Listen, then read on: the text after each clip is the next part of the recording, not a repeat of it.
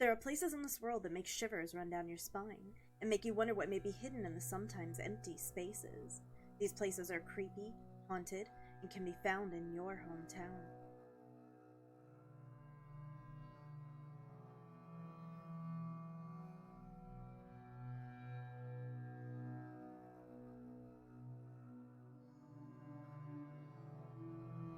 The Pere Lachaise Cemetery is the largest in Paris, covering 110 acres. Holding over 300,000 bodies, its tombstones are the most beautiful and haunting around. It is located in the 20th arrondissement and was the first garden cemetery, as well as the first municipal cemetery in Paris.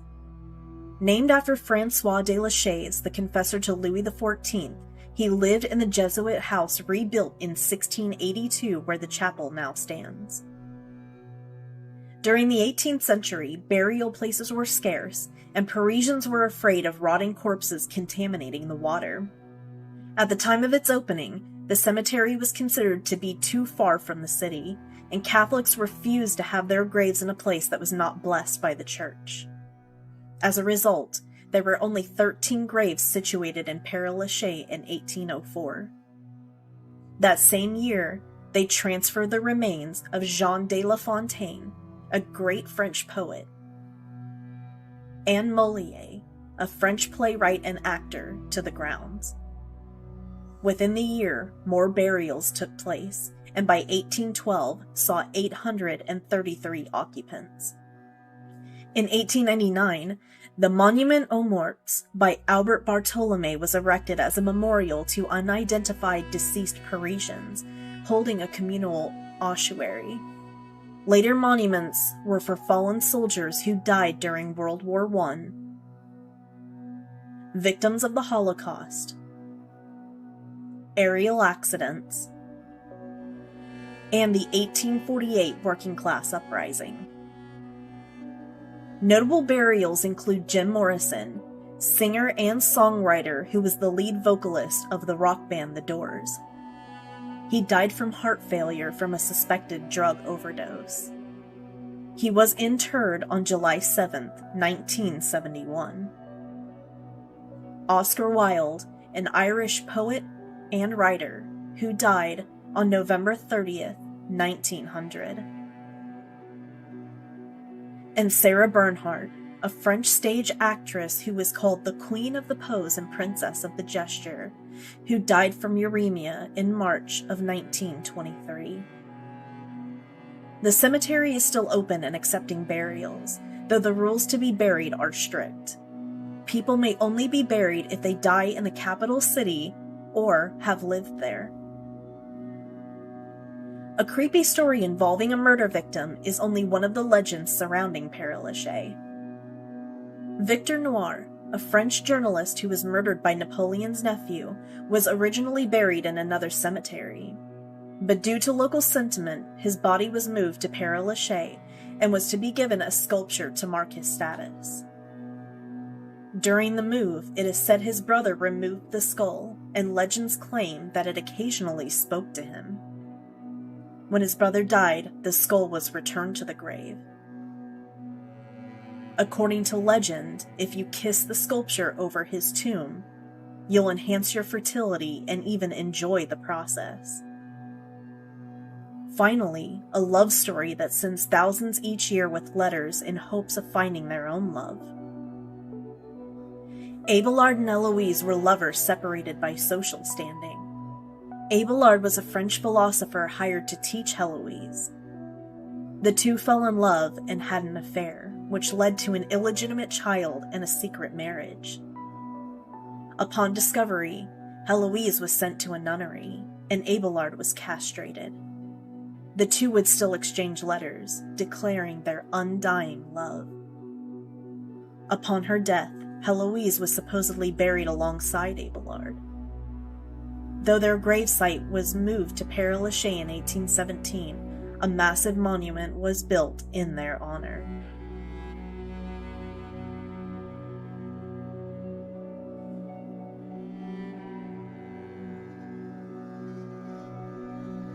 Located 5 miles from the town of Inverness, Culloden Moor was the site of the Jacobite uprising.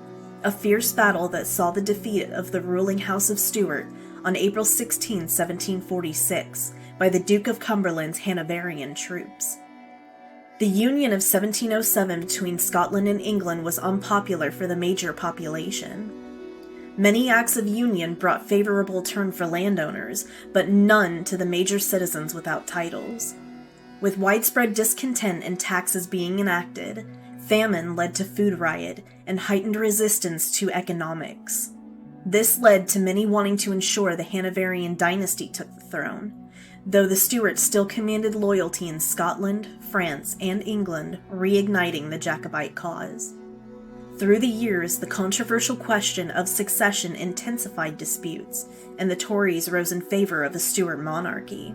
In 1715, an uprising led by John Erskine, a man who had voted for the Union originally, took place.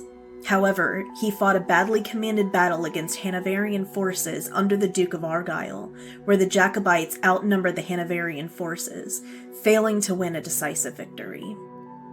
Argyll viewed Jacobitism as a political problem, requiring a resolve through political means, but the government in London stated that it was a military problem, only ending with a military solution. They garrisoned the Highlands, building barracks to quash the rebellion. It was only scaled down in the 1740s when the Jacobites appeared to have receded. However, the threat to the Union came in 1745 with the Jacobite Rising, when Charles Edward Stuart and Bonnie Prince Charles decided to finance their own campaign after the French showed an unwillingness a year before. The Jacobites broke out of the Highlands, capturing Edinburgh but with no French support. They retreated to their highlands. It was on the Culloden Moor that the tired, hungry, and demoralized Jacobite soldiers were butchered in an hour-long bloodbath. 1,200 were buried on the battlefield in mass graves. However, the battle fueled the government to act, and they showed no mercy. The remaining Jacobites were rounded up, imprisoned, and some executed. Estates were forfeited, clan systems dismantled, and weaponry, plaid, and pipes were outlawed. No memorial was erected until 1881. The spirits of the soldiers are said to make their presence known in inspiration for songs and art. The book series, and later Netflix series Outlander, features the Battle of Culloden in the stories. And when the writer visited the site, she claimed that she could feel the spirits of the dead as she walked among the graves. Legends say that on the anniversary of the battle, spectral soldiers appear to fight each other. War cries ring out from nowhere, and the clashing of the swords echo in the highlands. One witness describes seeing a battle-scarred warrior lying injured on the ground, while others claim to have seen dead Jacobites covered by tartan cloths.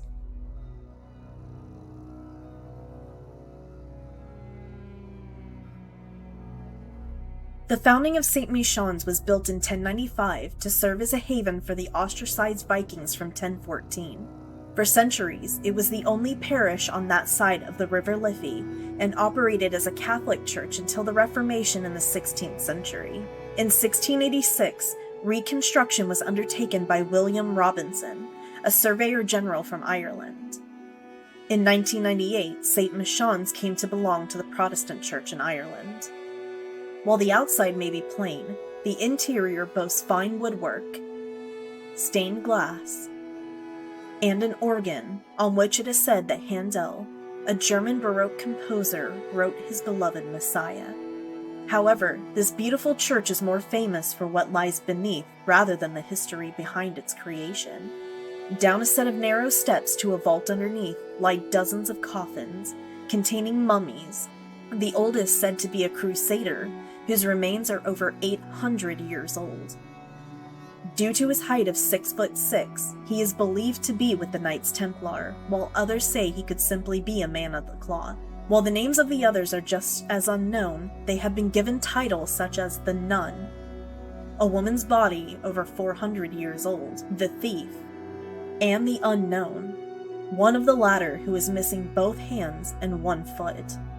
The only known inhabitants are John and Henry Shears, lawyers and Republicans who took part in the 1798 rebellion against British rule in Ireland and were put to death. Due to the decay of the coffins, many of the skeletons are now on view. In the spring of 2019, the church was broken into, and a number of the mummies were vandalized. The nun was decapitated and her head was put on backwards, while the crusader's body was broken apart and his head stolen. A full-scale investigation was launched as fears mounted over the preservation of the skull outside of the limestone walls and dry air that kept it perfectly intact. Thankfully, the skull was returned, and after a period of restoration, the tombs were reopened for tourism. Many report being touched by unseen hands, hearing whispering voices in the tunnels, while others experience strange waves of anxiety, sorrow, and chills.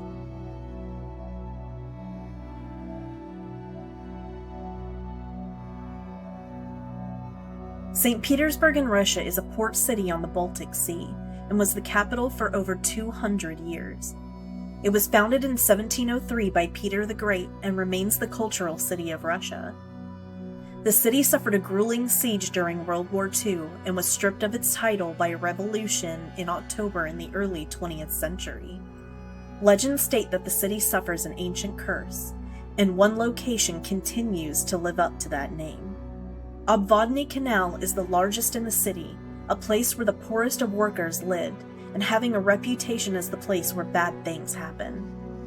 Even during its construction, strange happenings were a regular occurrence. Workers complained of debilitating headaches.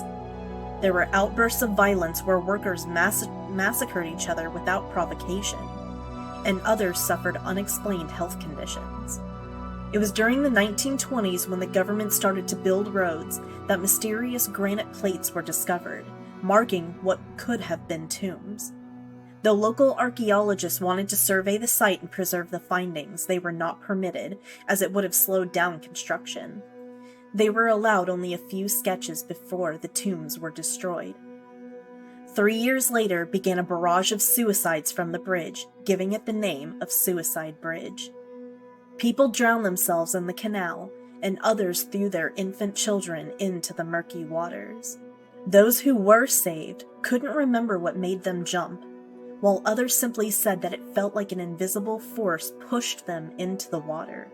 Rumors claim that if you get too close to the canal, it will have a hypnotizing effect, as if someone is trying to pull you in. Others looked down from the bridge to see the corpse of a young woman floating beneath the surface. But when they called out for help, she disappeared without a trace. Even today, clusters of suicides take place every 10 years. Parents forbid their kids to come close to the canal, and others refuse to look into the water longer than necessary. Though the area is now a trendy tourist spot, the eerie atmosphere is still present, especially at night when the world slows down.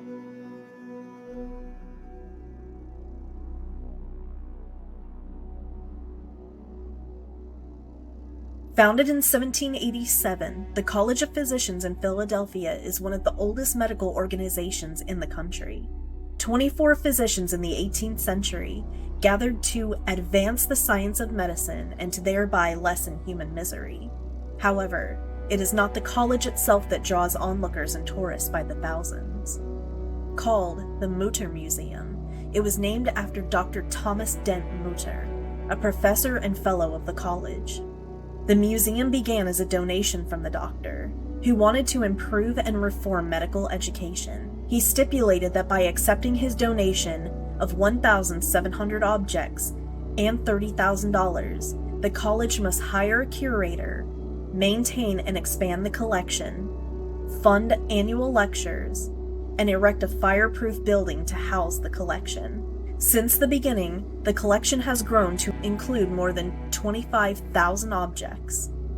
Displays include anatomical specimens, models, and medical instruments housed in a 19th century cabinet setting.